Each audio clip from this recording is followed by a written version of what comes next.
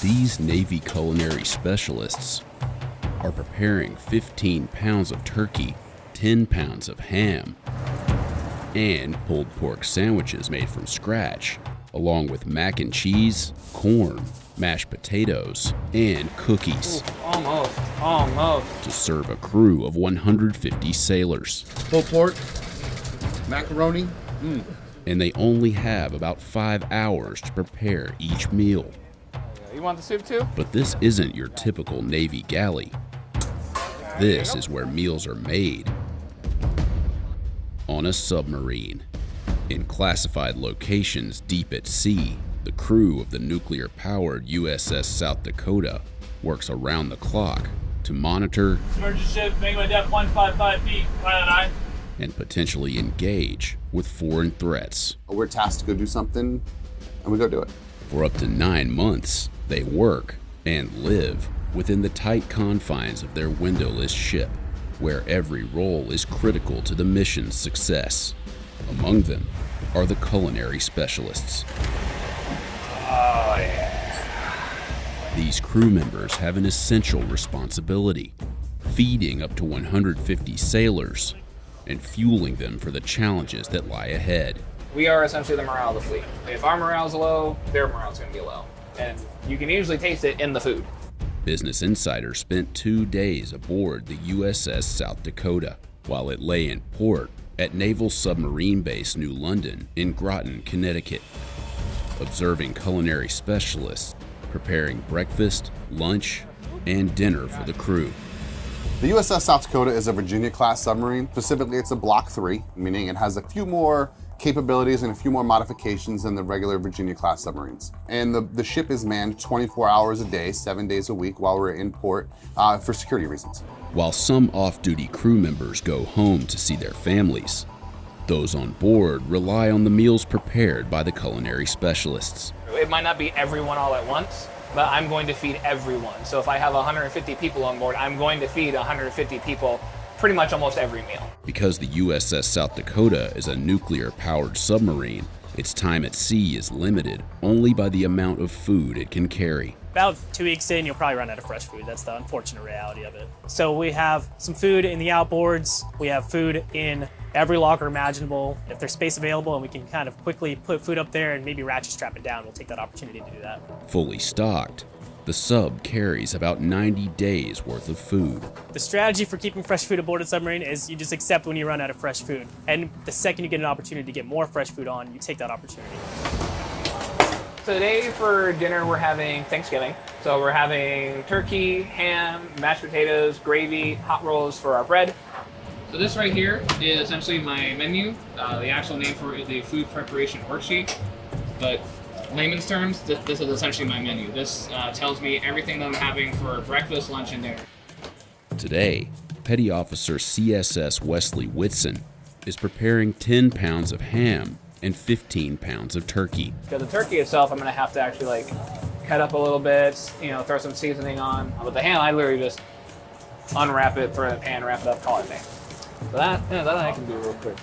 So yeah, so that's good with that. And then when I'm ready, I'm just gonna throw it in the oven, and then I'm just gonna let it bake out. So really easy, nothing too crazy, and done. Yay! One less thing I gotta worry about. Okay. Manning for us is supposed to be roughly about like 7 or 8. I don't have that right now, so I'm working with what I got. But because there's only so few of us, not only are we essentially manager, but I'm also the cook. I am the guy that has to make it. So I not only have to manage everything, but I have to make sure that I'm actually getting it done myself. Days will usually take care of like lunch and dinner and for the meals. The night guy will kind of help prep for lunch a little bit, but the day guys will take over and they'll finish it. With extended deployments, confined spaces, and shifts that can last up to 12 hours, submarine assignments aren't desirable to many. Not a lot of people want to, wanting to join the military, but also not a lot of people wanting to join subs, within the Navy, especially as a culinary specialist, as a cook. And I get it, this job isn't for everyone. To compensate, the Navy offers an additional $85 to $600 a month to submarine crew members based on rank and time in service. Culinary specialists who work aboard submarines earn a base salary of about $26,000. Now we just let those set and proof. So I'll give them roughly about an hour or so, and then I'll turn it over to actually bake, and then they should be good to go. So not only am I the galley watch captain, but I am also our bulk storeroom custodian, or JOD as we call it, which stands for Jack of the Dust. That responsibility for me is to go about and do what we call breakouts, or shopping, to put it in layman's terms. They'll look at the menu, they'll write a list of like what groceries, what food items they need, or groceries, and it'll be like, I need this stuff, and I'll take it and be like, okay. And then I just go to where we keep all of our food, all the storerooms on board, and then I will break it out for them. That way they have it available for the next day. Food is kept in storerooms, small cabinets, and other locations around the ship. But because of operational security concerns, cameras were only allowed in the galley during our visit. Space is a luxury in a submarine, so definitely keeping food anywhere where we can to maximize the amount that we have on board. So actually in all of these bench seats we'll have food, as well as these backs we'll have some extra dry provisions. And that'll be the same for all these bench seats. That'll have some maple syrup, chocolate syrup, strawberry syrup. So any kind of random select items like that. We'll have soy sauce in those. We'll have seasoning in these outboard ones. Yeah, so we got bags of soup in there. So I am the supply officer at shop on board. What that means, I'm responsible for both the food service division and the logistics division. So the first storeroom I have is the forward storeroom, or the can room, which, as the name implies, is just full of cans. Typically this room is actually a lot more full, with cans coming all the way up to this front door and then actually going to the ceiling. So as we fill this up with more cans, kind of like deciding what we're going to use first and making sure those are actually put in the front. When the guys need to get something out of the freezer, they'll actually put a jacket on, get a headlamp on, get a beanie on, pretty much just layer up like they're going to go in a cold area. Like this area is below freezing most of the time. Right now it's negative 3.9 degrees. All food aboard submarines is logged and tracked every day, and the budget for meals is determined by a daily allowance per sailor. If we're in port, we can spend anywhere from like $700 to $1,000 a day, and then if we're out to sea, anywhere from about $1,600 to like $2,800 per day. We operate off of a 28-day cycle menu. We'll have the same meals every 28 days. It's definitely designed where it creates that kind of consistency throughout the week. So if you're having Italian on a night, you know it's a Thursday, or if you're having pizza for dinner, then you know it's a Saturday. So it helps the crew kind of keep their own pace, and honestly helps them pass the time. If you're like, oh wow, this is the second time we've had pizza this underway, then you know it's already been 2 weeks. Ooh, I can smell it. Ooh, almost. Back in the kitchen, culinary specialist Whitson has just 1 hour before the crew begins to line up for dinner.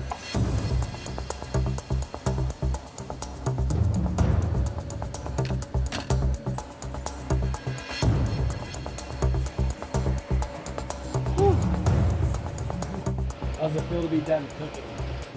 Feels good. Good to know that all I have left is to serve this out, and then after that it's just clean up, and then I'm done. I don't got a whole lot else going on. I am going home to my wife, and I am getting my cuddles. Richard? I'm doing great. I will take everything but the ham. Extra ham? I got you. Extra ham. I got you. Just for you, because I know how much you love that pork. Oh man, you already know. No corn and no soup? Extra corn, extra soup? I got you. Great. I remember 3 of I honestly love cooking. I love being in the galley. I love working with food. I love putting out really good meals and making people happy with them. I like seeing everyone being fulfilled and having a good meal and enjoying themselves with it. On a sub, there is no internet, cell service, or access to the outside world other than mission-critical communications and the occasional email from family transmitted via secure satellite, leaving crew members to find their own ways of staying entertained during the little downtime they get. I'm either reading a book, watching TV, whether it be like a TV show or a movie, or I'm playing on my laptop. My favorite way to pass time underway was honestly just spending time with my guys. Maybe if it's just playing chess in Cruise Master, like even just listening to music in my room or listening to music in the wardroom, just kind of distracting yourself in a way, but also keeping yourself busy while keeping your mind active. I think that's the best way to do it. On every submarine, the crew's mess is designed to reflect a piece of the state it's named after. Aboard the USS South Dakota, the space draws inspiration from Deadwood's iconic Saloon Number 10. That's where the crew goes to relax. It's also where they eat. That's also where they, kind of let their hair down and study if they need to, or play cards, play dominoes, play video games, conduct training. It's kind of all purpose. And that's what the Deadwood Saloon was to South Dakota back in the 1800s. The next day, culinary specialist Lupin Jimenez steps into the galley, ready to prepare breakfast for the crew. On the menu this morning, steak and egg burritos, pancakes, hash browns, and bacon. It takes 3 hours to prepare the meal. May I do a steak burrito with eggs and bacon? And at 7, the hungry sailors make their way to the crew's mess for breakfast. As breakfast comes to an end, When you getting that pork butt going? Here in a couple minutes. Oh, you guys have lunch already? Yeah. there's barely a moment to rest. Jimenez must quickly shift gears and start preparing lunch to make sure he can feed 150 crew members. Time is like pretty irrelevant here on a sub because we're just working by hours. It's 12 hours on, 12 hours off. And then once we get off, it's either go have fun or go straight to bed. This is about to be the pulled pork. I'm putting the meat into the mixer along with the juices it was boiling to shred the pork rather than me taking a long time by hand. The quicker you get it done, the less you got to worry about. But you still got a time management to the meal hour. That way it doesn't just sit on the line for a very long time because that becomes a bad thing. Meal today that we're having for lunch, the pulled pork, mac and cheese, and the corn chowder. It's actually one of my favorite things to make. Out of all of them, the mac and cheese is probably my favorite thing to make.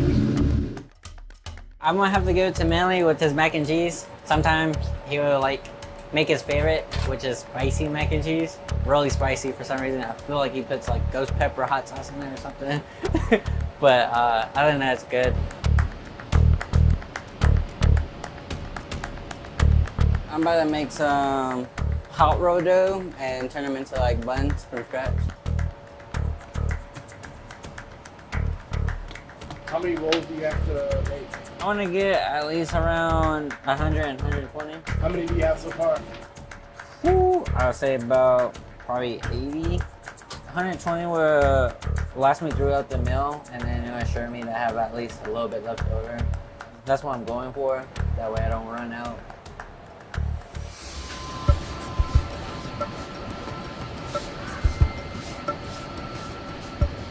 A bit more salt.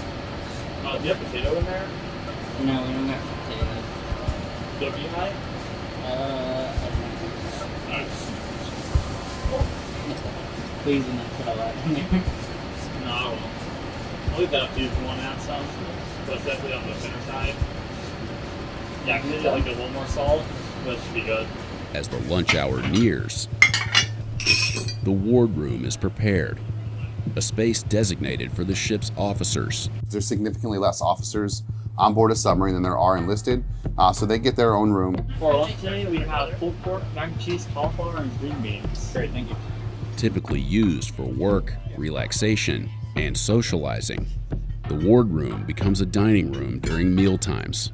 For the officers, this is their place to come and eat. The family-style meal serving that happens in the wardroom is very history-rich. While the dinner service is a privilege for the officers aboard, it's not uncommon for them to join the crew in the crew's mess. Pulled pork, macaroni. And that's when you put them together. Got to. Mac and cheese is always the bomb. I love pulled pork. I like the mac and cheese, the pulled pork, and Before returning to sea, the USS South Dakota will undergo thorough maintenance, followed by sea certification, a process that tests both the crew and the submarine to ensure all systems are fully operational for the next deployment. It is exhausting, it is tiresome, and it wears on you real quick if you let it. But knowing that I'm able to feed people and that they are happy with what I put out and they look forward to what I can bring to the table, that makes it worth it for me.